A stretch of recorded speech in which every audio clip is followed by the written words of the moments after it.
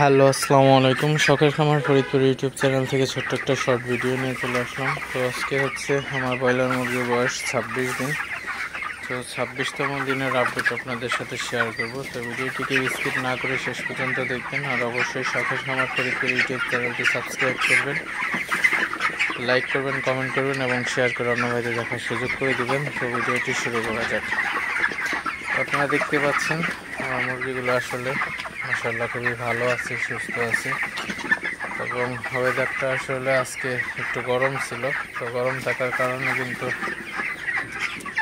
মুরগিকে স্যালাইন দিতে পারেন।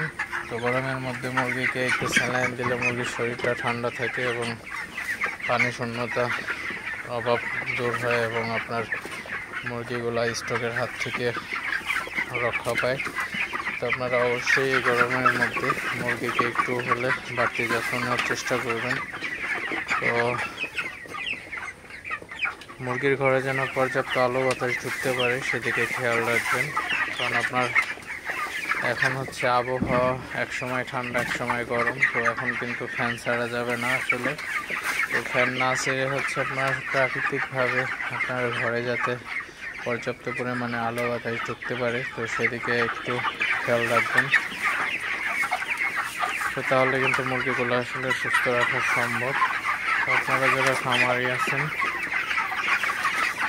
এখন বেশি বেশি মুরগির যত্ন নেবেন, কারণ আপনার 25 দিনের পর থেকে মুরগির হচ্ছে ওজনের আসার সবচেয়ে সময়।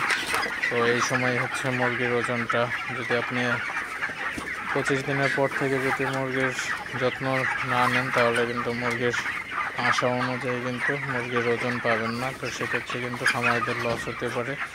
তো আর অবশ্যই মুরগিগুলোকে তাড়াই দিবেন যাতে মুরগিগুলো খাবার খায়, সেক্ষেত্রে কিন্তু মুরগিগুলোর ওজনটা ভালো থাকবে। তো ভিডিওটি আর বেশি বড় করব না, সবাই ভালো থাকবেন, সুস্থ থাকবেন। শখের খামার ফরিদপুর ইউটিউব চ্যানেলটি অবশ্যই সাবস্ক্রাইব করবেন, লাইক করবেন, কমেন্ট করবেন এবং শেয়ার করে অন্য ভাইদের দেখার সুযোগ করে দেবেন। তো দেখা হবে অন্য কোনো নতুন ভিডিওতে নতুন কোনো তথ্য নিয়ে। সে পর্যন্ত সবাই ভালো থাকবেন, সুস্থ থাকবেন। আল্লাহ হাফিজ।